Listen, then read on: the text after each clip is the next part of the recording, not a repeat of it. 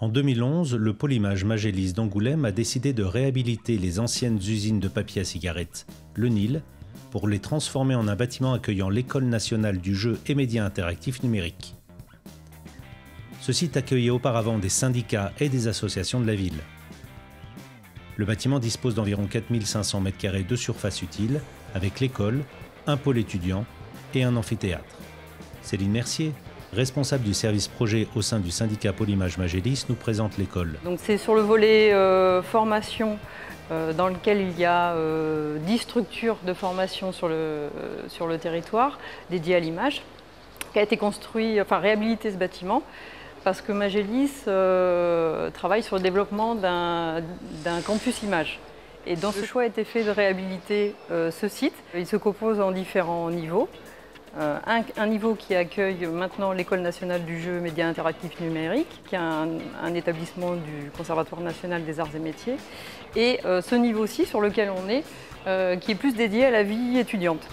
L'architecte a voulu faire un contrepoint entre la technologie très avancée de l'école et la partie plus brute des matériaux utilisés pour la réhabilitation de ce bâtiment. Le maître d'œuvre a fait le choix de prendre des matériaux bruts. Dans ce cadre-là, la charpente bois lamellé s'y intègre parfaitement. En plus de l'atrium, un autre espace partagé est l'amphithéâtre de 350 m².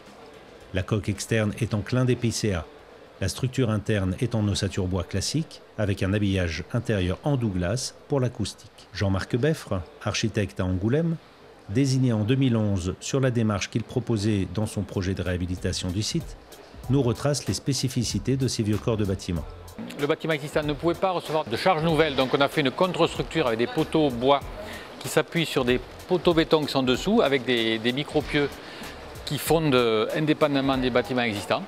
L'étape suivante qu'on a faite, c'est de couvrir tout ça par cette grande charpente de bois lamellé qui vient donner une toute autre unité au bâtiment et vient lui donner une autre échelle aussi, une échelle de bâtiment public. Un double système d'arcature prend appui sur les points existants. Ils permettent de relayer les efforts de la trame de la charpente, régulière tous les 5 mètres. Les lignes d'arc redescendent, les charges, et pour avoir une unité complète de l'intervention nouvelle par rapport à l'existant, les passerelles, qui sont toutes en bois lamellé également, et stables au feu. À la suite des diverses démolitions, une grue à tour a été installée dans l'atrium pour monter les premiers éléments en béton, puis elle a servi aux charpentiers.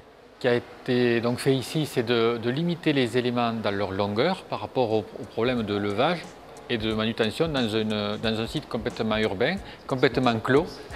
Les bois arrivés sur site n'ont pas eu à être recoupés, tout était parfaitement prévu pour chaque trame et tout ça avait été anticipé grâce au relevé en 3 dimensions.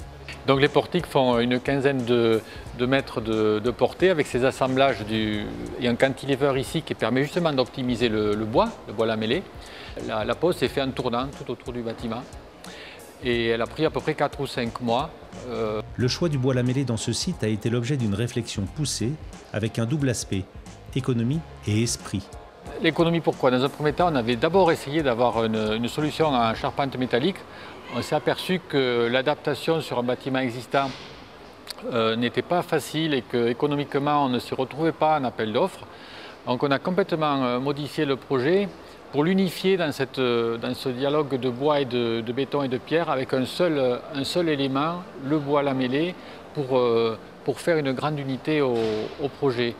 Le deuxième aspect, l'esprit du matériau, un matériau brut.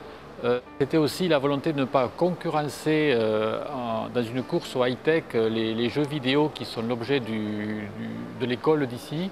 Une recherche d'équilibre. High-tech et hyper-sophistication du numérique d'un côté, simplicité et naturel du bois de l'autre. Une alliance parfaitement harmonieuse pour le corps et l'esprit.